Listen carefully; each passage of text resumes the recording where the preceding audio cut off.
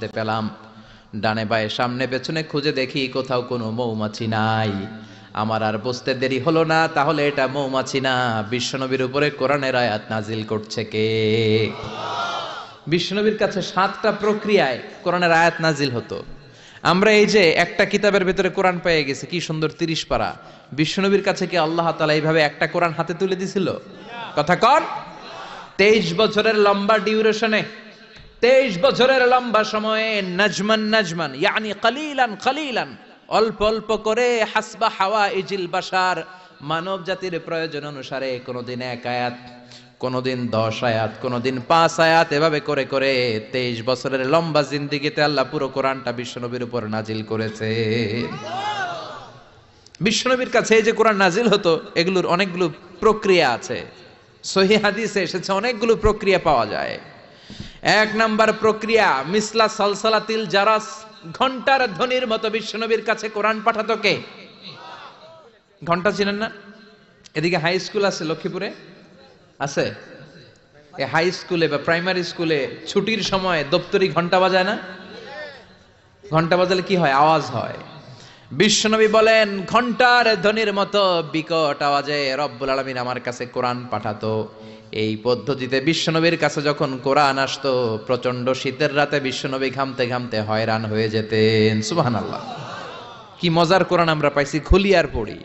বিশ্বনবী এই কোরআনকে রিসিভ করতে কত কষ্ট করেছেন। শীতের রাতে, কনকনে শীতের রাতে এই কোরআনকে রিসিভ করতে যে উনি ঘেমে একাকার হয়ে যেতেন। এই হলো একটা প্রক্রিয়া, ঘন্টার মতো কোরআন আসতো। 2 নাম্বার প্রক্রিয়া, মিন ওয়ারাইল হিজাব, পর্দার অন্তরাল থেকে আল্লাহ নিজেই কোরআন পাঠিয়ে দিতেন। বিশ্বনবী আল্লাহরে সরাসরি দেখে নাই। মেরাজের রাতে যখন আল্লাহর দিদারের জন্য গিয়েছিলেন, কথা শুনেছেন কিন্তু দেখে নাই। দুনিয়ার বুকে থেকে আল্লাহরে দেখা যাবে? জান্নাতে না ঢুকে আল্লাহরে দেখা যাবে নাকি? কথা বলেন। আল্লাহর সৌন্দর্য দেখার মতো কোয়ালিটি আমাদের আছে? আল্লাহর চেয়ে সুন্দর কেউ আছে? দুনিয়া সুন্দর, মানুষ সুন্দর, আসমান সুন্দর, জমিন সুন্দর, সুন্দরে সুন্দরে পাল্লা, জানি না কত সুন্দর তুমি আল্লাহ, জানি না কত সুন্দর তুমি আল্লাহ। সুবহানাল্লাহ পড়েন। মেরাজের রাতে আল্লাহর দেখেন নাই, পর্দার এপাশ থেকে আল্লাহ কথা বলে আর নবী শুনে, নবী কথা বলে আল্লাহ শুনে। সুবহানাল্লাহ। এই পর্দার ওই পাশ থেকে সরাসরি আল্লাহ ওহী করেছেন, বিশ্বনবী রিসিভ করেছেন। গেল 2 পদ্ধতি। 3 নাম্বার, ফিল মানাম, স্বপ্নে বিশ্বনবীর কাছে ওহী পাঠিয়ে দেয়া হয়েছে। কিন্তু কোরআনের কোন আয়াত এই স্বপ্নের পদ্ধতিতে আসে নাই, সব জাগ্রত অবস্থায় এসেছে। সুবহানাল্লাহ পড়েন। এরপরে সাইয়েদনা জিব্রাইল মাঝে মাঝে নিজের সূরতে ওহী নিয়ে আসতেন। 2 বার বিশ্বনবী সাইয়েদনা জিব্রাইলকে নিজের সূরাতে দেখেছিলেন। 1 দেখেছিলেন হেরা গুহায়, 2 দেখেছিলেন সিদরাতুল মুনতাহায়। সাইয়েদনা জিব্রাইলের সূরাতে যখন সাইয়েদনা জিব্রাইল কোরআন নিয়ে আসতেন, তখনও বিশ্বনবী ভয় পেয়ে যেত। আল্লাহু আকবার। এরপরে আরেকটা পদ্ধতি হচ্ছে, বিসূরাতিন নাস ইয়াতামাসসালু লাহু আল মালাকু রাজুলান। সাইয়েদনা জিব্রাইল ওনার নিজের সূরাতে আসতো না, মানুষের সূরাতে আসতো। বিশ্বনবী বলতেন, এইভাবে কোরআন আসলে আমার রিসিভ করতে খুব আরাম লাগতো, কারণ মানুষ দেখা যাইতেছে। মানুষ কয় আর মানুষ শোনে, রিসিভ করতে বড় মজা। চিল্লায় কোন সুবহানাল্লাহ। এরপরে আরেকটা পদ্ধতি হচ্ছে, মিসলা দাওয়িয়া সাউতিন নাহাল, মৌমাছির গুনগুন শব্দের মতো চারদিকে ভনভন ভনভন গুনগুন গুনগুন শব্দ শোনা যায়। আসলে গুনগুন না, কোরআন নাজিল করে কে? সাইয়েদনা ওমরে ফারুক বললেন, হঠাৎ আমরা ভনভন শব্দ দেখতে পেলাম, তাকিয়ে দেখি কোনো মৌমাছি নাই। হঠাৎ দেখলাম বিশ্বনবী আমাদের দিক থেকে চেহারাটা ঘুরিয়ে কাবার দিকে করলেন। হঠাৎ কিছুক্ষণ বিশ্বনবী একা একা মনোযোগী হয়ে কি যেন নিলেন। তারপরে আবার আমাদের দিকে মুচকি হেসে বললেন, ও সাহাবীরা শোনো, এইমাত্র কোরআনের 10টা আয়াত আল্লাহ আমার উপর নাজিল করেছে। আরে 10টা আয়াতের মধ্যে রব্বুল আলামিন মুমিনদের 7টা গুণাবলীর বর্ণনা দিয়েছে। কোন মুমিন যদি এই 7টা গুণ নিজের মধ্যে ধারণ করতে পারে, রব্বুল আলামিন ওই ব্যক্তিকে জান্নাতের মালিক বানায়া দিবে। আল্লাহু আকবার। কত নেয়ামত, কত অপরচুনিটি, কত প্রিভিলেজ আল্লাহ আমাদেরকে দিয়েছেন নিজেদেরকে সম্মানিত করার। এরপরও আমরা কোরআন মানতে চাই না। বিশ্বনবীর ইন্তেকালের পরে সাহাবারা মা আয়েশার কাছে যে বলে, ও আম্মা, আমাদের নবী কেমন ছিল বলেন। মা আয়েশা বলতেন, কানা খুলুকুহু আল কোরআন, বিশ্বনবীর চরিত্র ছিল কোরআনের চরিত্র। কিসের চরিত্র? পুরো 30 পারা কোরআনে থিওরিটিক্যালি যা বলে দেয়া আছে, বিশ্বনবীর জীবনীতে প্র্যাকটিক্যালি সেগুলো করে দেখানো আছে। সুবহানাল্লাহ।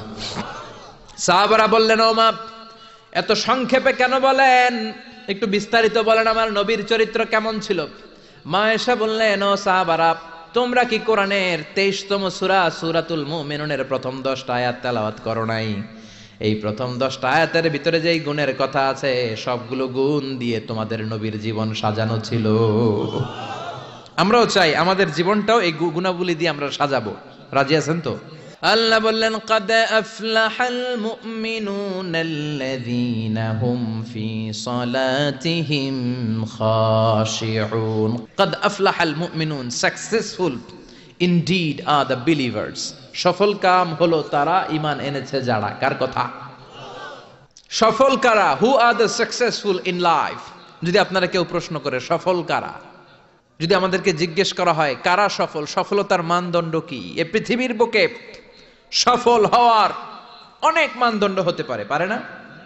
In terms of wealth and money, অর্থের মানদণ্ডে কারা সফল যদি জিজ্ঞেস করা হয়, কার নাম বলবেন? হ্যাঁ, বিল গেটস, তাই না? মাইক্রোসফট কোম্পানির মালিক, কত টাকার যে সে মালিক সে নিজেও জানে না। আর কে আছে এরকম সফল? ওয়ারেন বাফেট, অনেক বড় ধনী। আর কে আছে? স্টিভ জবস, অ্যাপল কোম্পানির মালিক, তাই না? প্রিন্স ওয়ালিদ বিন জালাল, একটা প্লেন আছে, নিজের জেট প্লেন, যে প্লেনটার 70% স্বর্ণ দিয়ে বানানো প্লেন, এটার 70% মেড অফ গোল্ড। তাহলে অর্থের মানদণ্ডে যদি বলি সফল কারা, এদের নাম আসবে, ইনি সফল, ইনি সফল, ইনি সফল, ঠিক কিনা?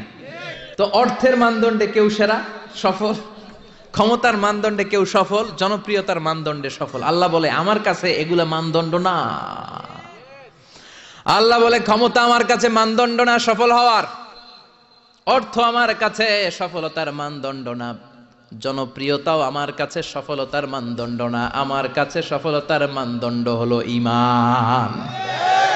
আল্লাহর কাছে সফলতার মানদণ্ড কি? ঈমান। দুনিয়াতে আপনার টাকা আছে, ক্ষমতা আছে, আপনি বের হলে সামনে গাড়ি, পেছনে গাড়ি, সামনে পুলিশ, পেছনে পুলিশ, সামনে বডিগার্ড, পেছনে বডিগার্ড, কিন্তু আল্লাহর কাছে এই ক্ষমতার 4 আনা দাম নাও থাকতে পারে। চিল্লা এখন ঠিক কিনা?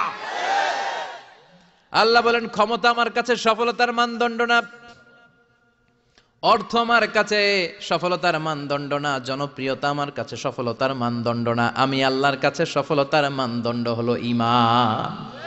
আল্লাহর কাছে সফলতার মানদণ্ড কি? ঈমান যদি না থাকে তার কোনো দাম in the day of judgment আল্লাহর কাছে আছে? চিল্লায় বলেন আছে।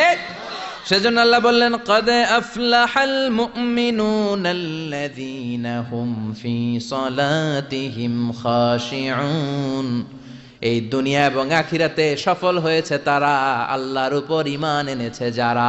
ঠিক কি না? সফল হয়েছে কারা? ঈমান এনেছে যারা। চিল্লায় উত্তর দেন, সফল হয়েছে কারা?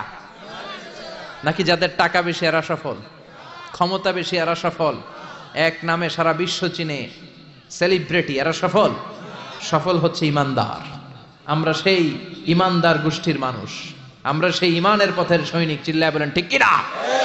আল্লাহ বললেন قد أفلح المؤمنون الذين هم في صلاتهم خاشعون আমার কাছে সফলতার মানদণ্ড হলো ঈমান। আমার কাছে সফল হলো তারা ঈমান এনেছে যারা। কিন্তু ঈমানটা আধা আধা মানলে হবে না, পুরাপুরি ঈমান থাকতে হবে। ঠিক কি না? কেউ যদি বলে কোরআনের আধা মানি না, মুমিন না কাফের? কেউ যদি বলে আমি এই সূরা মানি ওই সূরা মানি না, মুমিন না কাফের? কেউ যদি বলে আমার যেটা ভাল লাগে, আমার দলের জন্য যেটা সুবিধা ওইটা মানি, আমার দলের জন্য যেটা ঝামেলা ওইটা মানি না, এরকম আছে না নাই? মিষ্টি খাওয়ার সুন্নত মানে, মায়ের খাওয়া যে সুন্নত মানে না, আছে না নাই? মিষ্টি মিষ্টি কথা মানে, ঝুঁকি নেওয়া যে সুন্নাত ওইটা মানে না, এরকম আছে না নাই? সুন্নাত নয় শুধু